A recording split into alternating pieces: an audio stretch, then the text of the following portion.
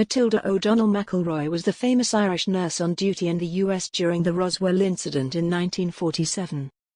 In mid-1947, a United States Army Air Forces balloon crashed at a ranch near Roswell, New Mexico.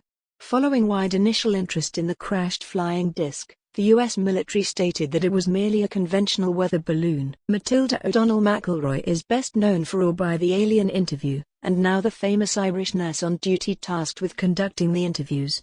Matilda wrote a letter to Lawrence Spencer with details of her experiences during her time spent with L. The postmark of the envelope she sent to Lawrence Spencer was stamped at the post office in Navan, County Meath, Ireland on August 12, 2007. He wrote, "I am now 83 years old. I have decided to leave this body, which has outlasted its usefulness to me, using a painless method of self-administered euthanasia. I have a very few months to live, and nothing to fear or lose.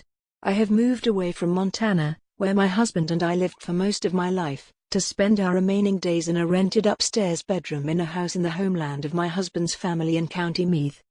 I will die not far from the great mound at Nothan Douth, the fairy mound of darkness. These are sacred cairns or massive stone structures that were erected about 3700 BCE and engraved with indecipherable hieroglyphs, about the same time as pyramids and other inexplicable stone monuments were being built all over the earth. I am also not far from the hill of Tara, that was once the ancient seat of power in Ireland, where 142 kings are said to have reigned in prehistoric and historic times. In ancient Irish religion and mythology, this was the sacred place of dwelling for the gods and was the entrance to the other world." Matilda continues, in her letter to Lawrence, "This is a fitting location for my departure from this unholy world and final release from the burdens of this life.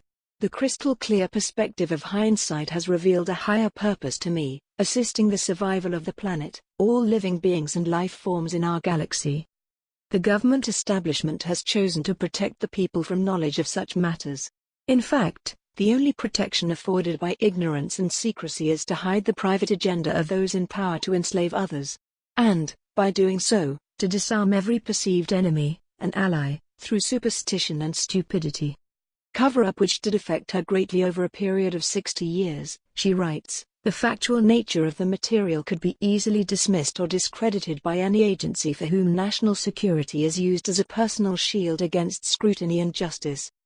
Her last wish, the crystal clear perspective of hindsight has revealed a higher purpose to me, assisting the survival of the planet, all living beings and life forms in our galaxy.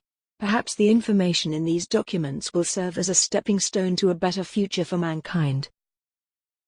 The Earth has been visited for eons by aliens in search for some very rare and precious mineral, but also some other natural resources.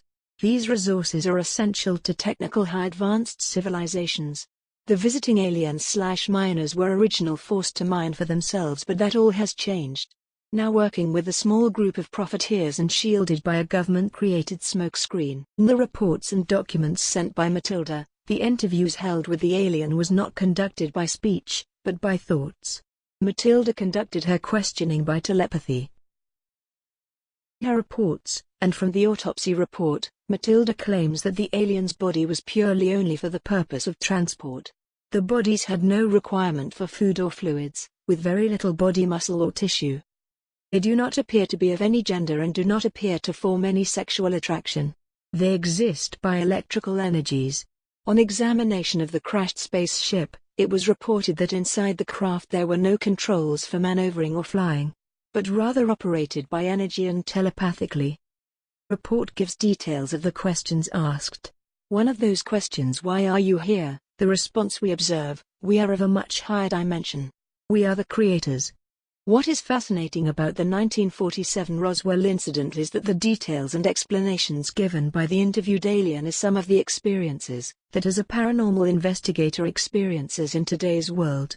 Maybe with all the evidence that has been gathered over the years, could it be possible that we are all infinite consciousness, experiencing a human reality? We now have more questions needing answers.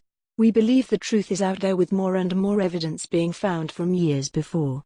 Records dating back as far as 3500 BC. The information obtained being factual.